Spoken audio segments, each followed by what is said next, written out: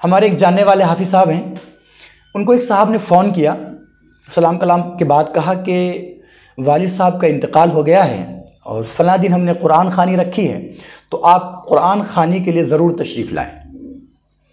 حافظ صاحب نے پوچھا کہ بھائی آپ کے والد صاحب کا انتقال ہو گیا ہے تو میں آ کے کیا کروں؟ تو انہوں نے کہا کہ بھائی ہم نے اس دن قرآن خوانی رکھی ہے تو آپ قرآن پڑھنے کے لیے تشریف لائیں، اور آپ بھی آئیں، مدرسے کے بچوں کو بھی لا لیں، اور اپنے دوست احباب جو دوسرے مولانا ہیں، حافظ صاحب ہیں، ان کو بھی لے کر آئیں۔ تو انہوں نے پوچھا کہ بھائی والد صاحب کا انتقال ہوا ہے، آپ کے قرآن پڑھنے کے لیے میں آؤں، ایسا کیوں؟ تو انہوں نے کہا کہ بھائی آپ کیسی بات کر رہے ہیں، ہم نے قرآن خوانی رکھی ہے، آپ تشریف لائیے، قرآن پڑھیے۔ تو انہوں نے کہا کہ بھائی دیکھیے آپ کے والد صاحب کا انتقال ہوا ہے اور آپ نے اپنے والد صاحب کے لیے قرآن خوانی رکھی ہے، میں نہیں آ سکتا قرآن پڑھنے کے لیے۔ تو انہوں نے کہا بھئی آپ عجیب بات کرتے ہیں، سارے لوگ تو آتے ہیں، آپ ایسا کہہ رہے ہیں کہ میں نہیں آ سکتا؟ تو انہوں نے کہا کہ ہاں بھئی اور لوگ آتے ہوں گے لیکن میں نہیں آ سکتا۔ تو انہوں نے پوچھا کہ اچھا آپ نہ آنے کی وجہ ہی بتا دیں۔ تو انہوں نے کہا کہ بھائی آپ کے والد صاحب کا انتقال ہوا ہے، انہوں نے جائیدادیں چھوڑی، مکانات چھوڑے، بینک بیلنس چھوڑے، کاروبار چھوڑا، اور ان ساری چیزوں پر قبضہ تو آپ نے کر لیا۔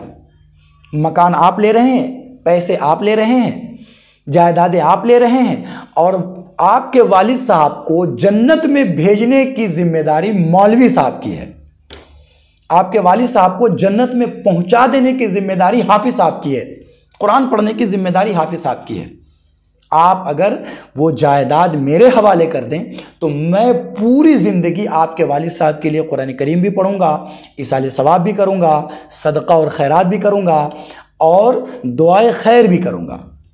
لیکن اگر آپ ساری جائیداد لے رہے ہیں اور قرآن پڑھنے کے لیے مجھے کہہ رہے ہیں تو ایسا ممکن نہیں۔ دیکھنے میں یہ ایک بہت ہی مزاحیہ جملہ ہے، لیکن یہ ایک بہت بڑی کڑوی سچائی ہے کہ ہم اپنے بچوں کے لیے جائیدادیں تو چھوڑ رہے ہیں، ہم اپنے بچوں کے لیے کاروبار تو چھوڑ رہے ہیں، بینک بیلنس تو چھوڑ رہے ہیں، مگر بڑے افسوس کے ساتھ کہنا پڑتا ہے کہ ہم اپنے بچوں کو اس لائق نہیں چھوڑ رہے ہیں کہ وہ بچہ ہمارے مرنے کے بعد ہمارے لیے چند پارے قرآن کریم پڑھ سکے، وہ بچہ ہمارے مرنے کے بعد سورہ یاسین کی تلاوت کر سکے، وہ بچہ ہمارے لیے دعائے خیر اور دعائے مغفرت کر سکے۔ بڑے افسوس کی بات ہے، بہت ہی افسوس کی بات ہے۔ اللہ تبارک و تعالیٰ نے جس طریقے سے مال ہمیں ہمارے حوالے کیا تھا اور ہم نے اس کو بڑی حفاظت سے رکھا، سنبھال کے صحیح جگہ پر رکھا، کہیں ایک روپیہ خرچ نہیں ہونے دیا، ایسے ہی اللہ تبارک و تعالیٰ نے اس سے زیادہ ذمہ داری والی چیز اولاد ہمارے ذمے کی تھی، مگر ہم نے اولاد کا حق ادا نہیں کیا۔ ہم نے اسے وہ نہیں سکھایا جس سے اس کا اللہ راضی ہوتا، ہم نے اسے وہ نہیں سکھایا کہ آج وہ حافظ صاحب کو فون کر کے نہیں کہتا کہ آ کے ہمارے یہاں قرآن خوانی کر دیجئے، بلکہ وہ خود قرآن لیتا اور بیٹھتا اور وہ اپنے والد کے لیے قرآن پڑھتا اور اس کے لیے ایصال ثواب کرتا۔ بڑے افسوس کی بات ہے۔ حالانکہ ہماری جو اصل جائیداد ہے، جو اصل ہماری پونجی ہے، کسی بھی انسان کی جو اصل پونجی ہوتی ہے وہ رقم نہیں ہے، وہ پیسے نہیں ہیں، جو اس کی اصل پونجی ہے وہ اس کی اولادیں ہیں، جس کی تربیت اللہ تبارک و تعالیٰ نے اس کے ذمہ لازم کیا ہے۔ تو ہم نے اپنے اصل سرمایہ پر نظر نہیں ڈالی، ہم نے اپنے اصل سرمایہ کو اس لائق نہیں بنایا جو ہمارے لیے فائدہ مند ہوتا، خود اپنے لیے فائدہ مند ہوتا۔ وہ جو عارضی سرمایہ تھا، وہ جو وقتی سرمایہ تھا، وہ جو وقتی پونجی تھی، روپے پیسے آنے جانے والی چیز، کاروبار، گھر، دولت، جائیداد، ہم نے اس پر پوری زندگی لگا دی، اور آج ہم یہ امید لیے بیٹھے ہیں کہ ہمارا بیٹا ہمارے لیے قرآن پڑھے گا۔ ہم نے سکھایا ہی نہیں تو کہاں سے پڑھے گا؟ اور میں تو کہتا ہوں کہ جو آدمی اپنی زندگی میں اپنے بچوں کو اس لائق نہ بنائے، اپنا مال اپنی زندگی میں اپنے لیے خرچ نہ کرے، تو میں تو کہتا ہوں کہ اس کا بچہ اس کے لیے نہ پڑھے تو کوئی مذائقہ نہیں۔ میں کہتا ہوں کہ اس کا بچہ اگر اس کے لیے خرچ نہ کرے تو کوئی مذائقہ نہیں۔ آپ کہیں گے ایسی کیسی بات کر رہے ہیں آپ؟ ہم نے اتنی ساری چیزیں بچوں کے لیے چھوڑی، یا لوگ کروڑوں اور لاکھوں کا مال اپنے بچوں کے لیے چھوڑتے ہیں اور وہ بچہ اس کے لیے کچھ بھی نہ کرے؟ یہ تو بڑی ناانصافی کی بات ہے۔ میں کہتا ہوں نہیں، انصاف کی بات ہے۔ یہ انصاف کی بات کیسے ہے میں بتاتا ہوں کہ اللہ تبارک و تعالیٰ نے جو مال آج بچے کے حوالے کیا ہے، آپ کا مال، اس کا مالک اللہ نے آپ کو پہلے بنایا تھا۔ ہماری جو جائیدادیں آج ہمارے بچے کے ہاتھ میں جا رہی ہے، کل اللہ تبارک و تعالیٰ نے اس کا مالک ہمیں بنایا تھا، مگر ہم نے اپنی زندگی میں اللہ کے راستے میں خرچ نہیں کیا اس کو۔ الذی جمع مالا وعددہ، ہم نے مال کو گن گن کے جمع کر کے رکھا، ہم نے خرچ نہیں کیا، ایک ایک پیسہ جوڑ جوڑ کر رکھا۔ اور اتفاق سے کبھی کوئی مسجد والے، مسجد کی تعمیر کرنے والے، کبھی کوئی بیچارے مدرسے والے، کبھی کوئی تنظیم والے، کبھی کوئی بیمار، کبھی کوئی مجبور اور پریشان اگر ہمارے دروازے پر آ گیا تو بڑی مشکل سے روتے پیٹتے کلیجے پہ پتھر رکھ کر ہم نے بڑی مشکلوں سے اسے 1000 1500 500 روپیہ دے کر بڑھا دیا، اور ہم نے سمجھا کہ ہم نے تو بہت بڑا کام کر دیا۔ محلے کے مسجد والے نے کہا کہ بھائی مسجد کی تعمیر ہو رہی ہے، آپ اس میں کچھ بڑھ کر حصہ لیں۔ اس وقت معاملہ بہت ٹائٹ ہے، بہت ٹائٹ ہے، آپ سمجھیے 5000 روپیہ رکھیے، آپ دیکھیں گے پھر کبھی۔ اور وہ 5000 دے کر سمجھتے کہ ہم نے بہت بڑا تیر مار دیا، ہم نے بہت بڑا کام کر دیا ہے۔ آپ کا مال وہ مال نہیں ہے جو آپ کے بینکوں کے اندر ہے، آپ کی جائیداد وہ نہیں ہے جو آپ نے خرید کر اپنے نام رکھ لیا ہے، نہیں، آپ کی اصل جائیداد وہ ہے جو آپ نے اللہ کے راستے میں صدقہ کر کے جمع کر لیا ہے۔ الذی تصدق و جمع فی سبیل اللہ، وہ مال جس کو صاحب مال نے اللہ کے راستے میں صدقہ کیا اور اللہ کے راستے میں جمع کر دیا، یہ مال حقیقت میں اس کا ہے۔ ہاں ہمارے پاس رقم تو ہے، مگر یہ رقم استعمال اللہ کے گھر میں کم ہوتا ہے، دوسری جگہوں پر ہوتی ہے یہ رقم استعمال۔ کہاں؟ ہمارے یہاں ہم نے دیکھا اپنی آنکھوں سے کہ ہمارے یہاں جو رقمیں استعمال ہوتی ہیں وہ کہاں پہ؟ مین چوک پہ، مین جگہ پہ کوئی زمین بکنے لگی۔ اب معلوم ہو گیا، کانوں میں خبر آ گئی کہ ایک دم مین سینٹر میں ایک زمین بک رہی ہے۔ اب یہاں یہ تہیا کر کے بیٹھ گیا کہ اس زمین تو میں ہی لوں گا، دیکھتا ہوں کون لیتا ہے وہ زمین جب لوں گا تو میں لوں گا، میرے علاوہ کوئی نہیں لے سکتا۔ معلوم ہوا ایک دوسرے آدمی نے بات کر لی ہے اور 50 لاکھ روپیہ دینے کو تیار ہے۔ یہ جا کر کہتا ہے زمین والے کو میں 55 لاکھ دوں گا، زمین مجھے چاہیے، میں لوں گا تو لوں گا، دیکھتا ہوں کون لیتا ہے۔ اس کے سارے پیسے وہاں نکل رہے ہیں، ایک غلط جگہ پر، ناجائز جگہ پر بولی پہ بولی لگا رہا ہے، مگر وہ زمین لے گا، ہر حال میں اس کے لیے جان لڑا دے گا۔ لیکن اللہ کے گھر میں دینے کے لیے، اللہ کے گھر میں دینے کے لیے نہیں، اپنے لیے، آخرت کے لیے جمع کرنے کے لیے شیطان اس کا ہاتھ روکتا ہے، یہ 1000 2000 سے زیادہ پہ نہیں چڑھتا۔ ہاں ایک اور جگہ ناجائز پہ خرچ کرتا ہے یہ۔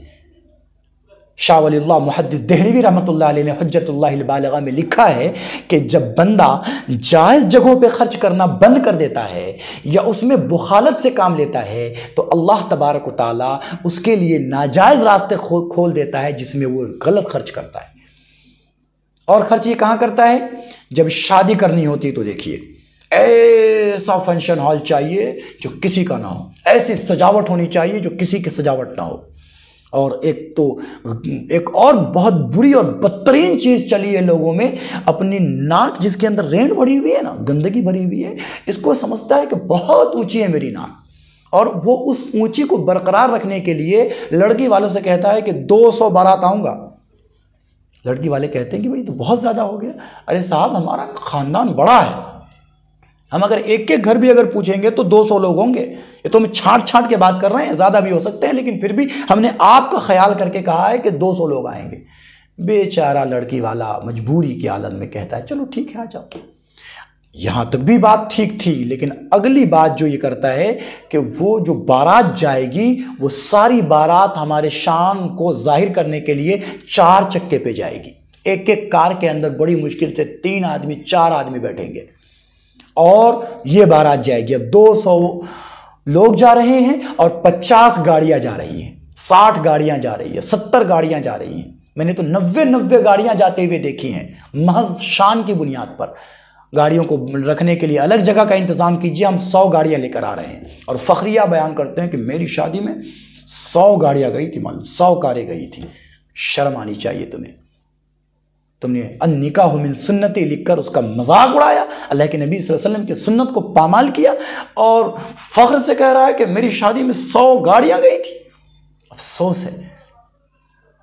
اور ایک گاڑی پہ اگر 5000 کا بھی خرچہ آتا ہے تو 5 لاکھ روپے کا خرچہ آتا ہے اگر 100 گاڑیاں گئی، 2.5 لاکھ روپے کا خرچہ آتا ہے اگر 50 گاڑیاں گئی۔